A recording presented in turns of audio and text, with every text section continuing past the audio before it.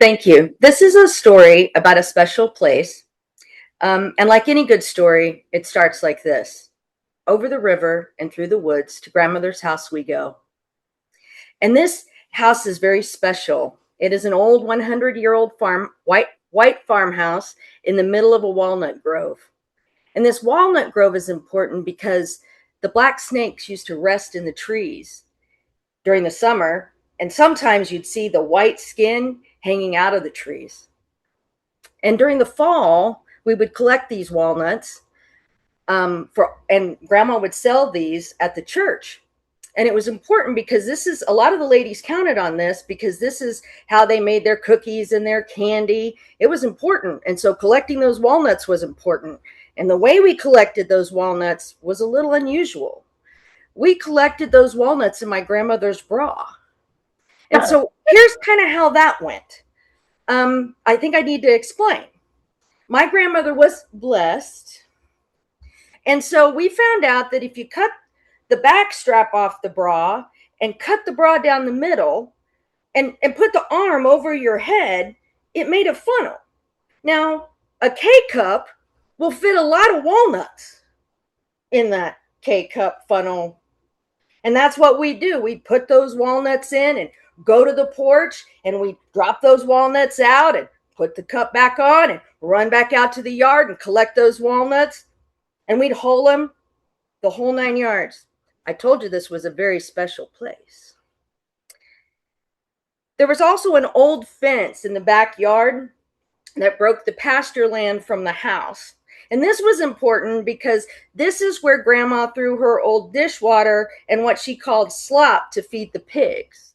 Now, I don't remember ever seeing any pigs, but I do remember a big blackberry briar growing over this fence. And it had the most remarkable blackberries, as big as your thumb. Now, I don't know whether it was the slop or the well water, but those blackberries were special. Never had any better. And it was also the best water in the world. So nothing was normal at my grandmother's house.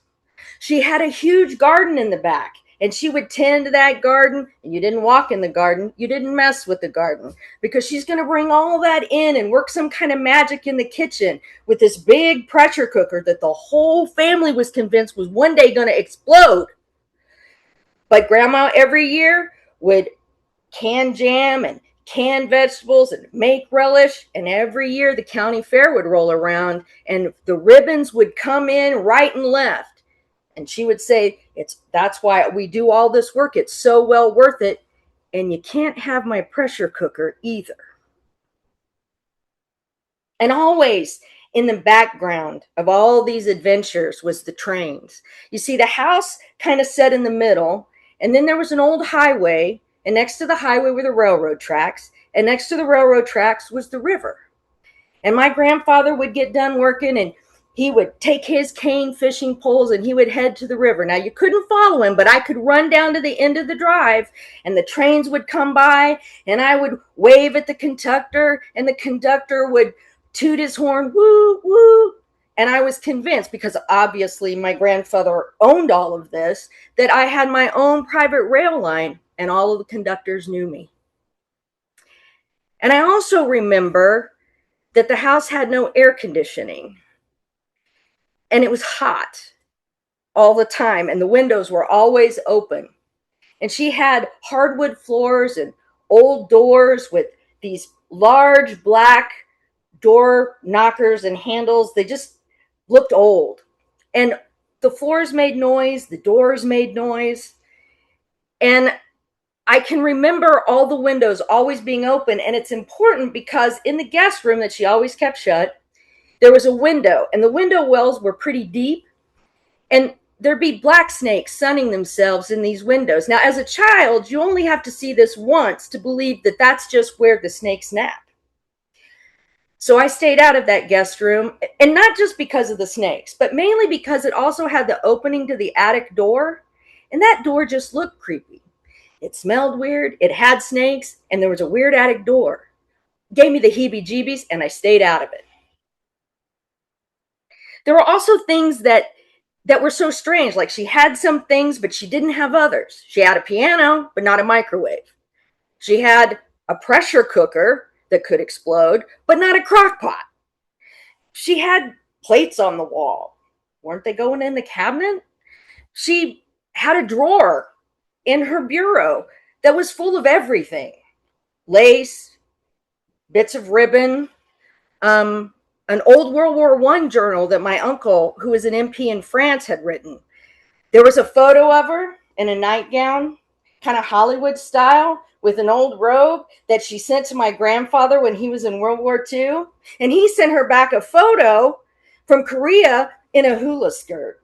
And they were so young, so very young. There was also a coffee can of buttons and a cookie tin of sewing material and, well, envelopes of hair.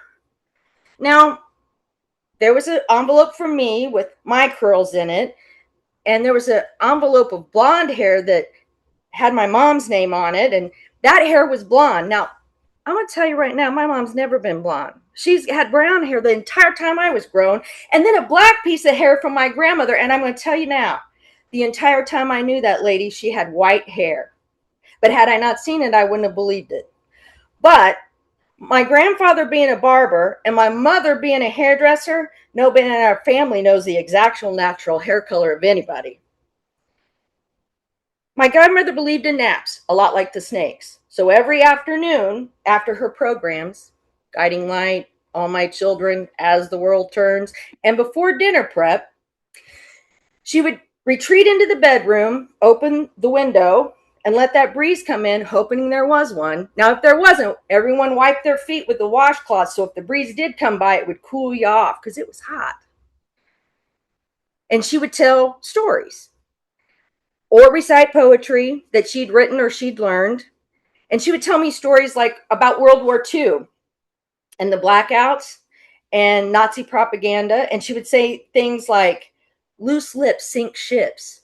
And she would tell me about the time she met my grandfather. She had going out on a blind date, and this was during the blackouts, and she had bought a pair of mango wedges.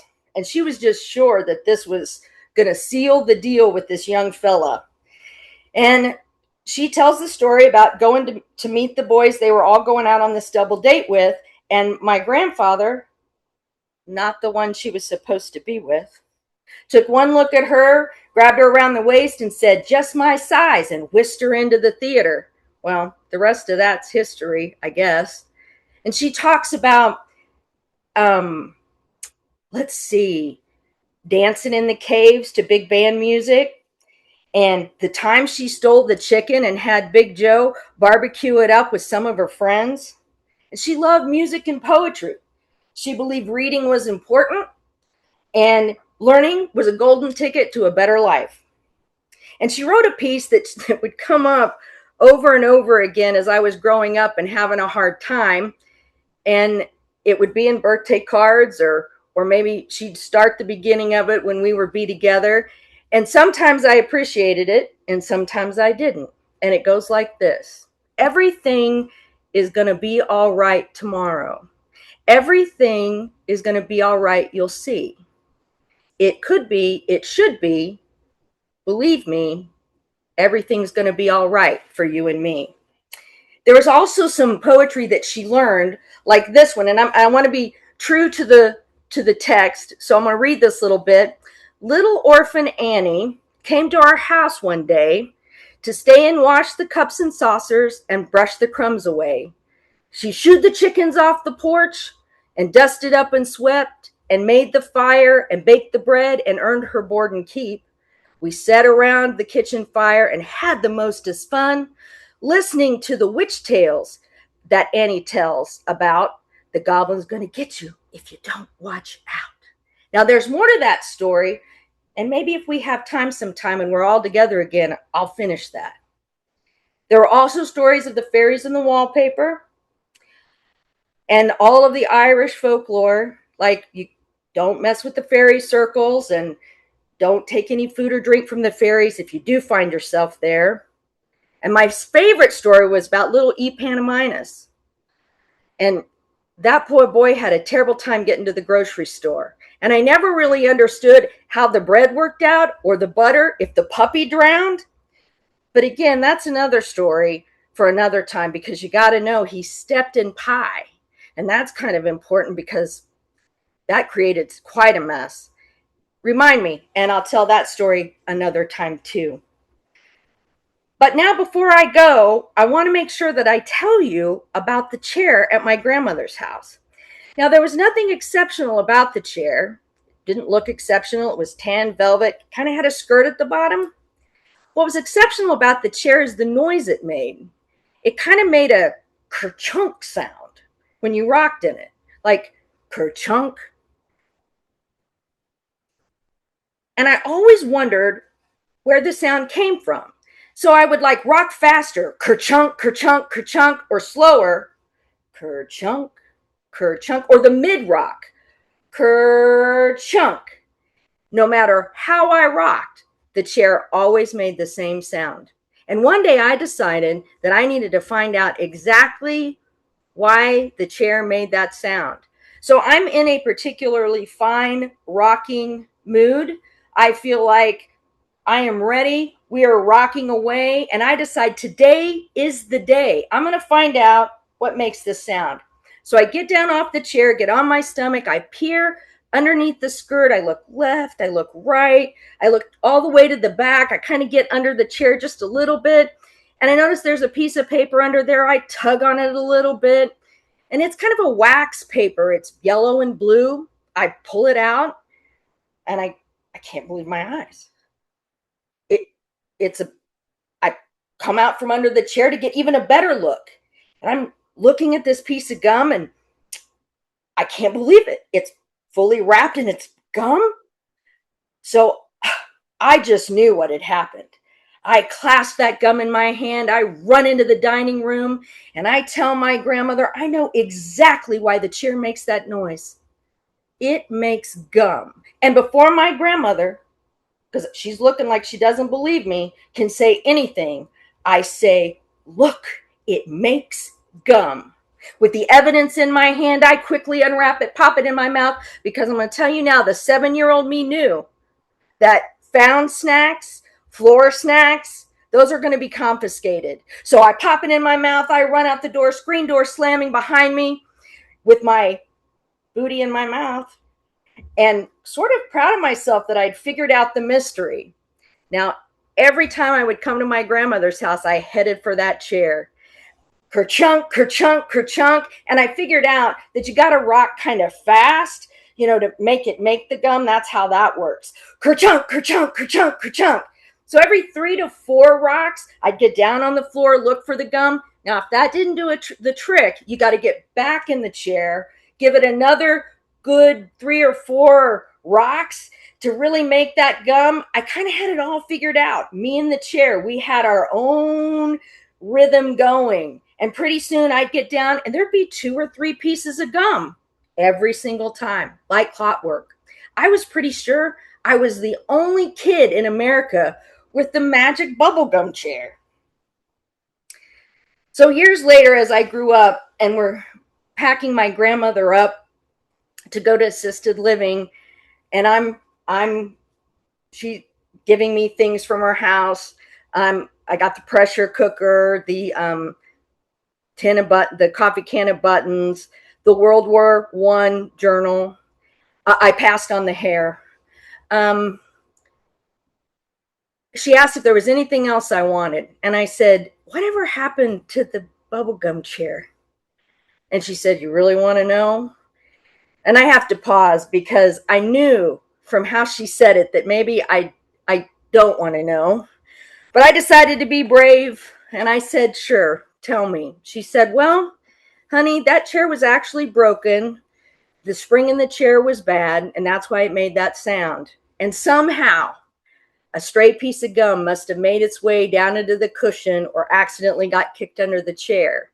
But you were so proud of yourself that I had to keep that going. And so every time I knew you were coming over, I would put gum in that chair or make sure it was under the chair." And she did for several years, make sure that that happened. So this story um, is about a place, and it's about the magic in it, and mostly because of the people who love us. That magic makes memories, and those memories make stories. So save your stories, tell your stories. There's magic in it.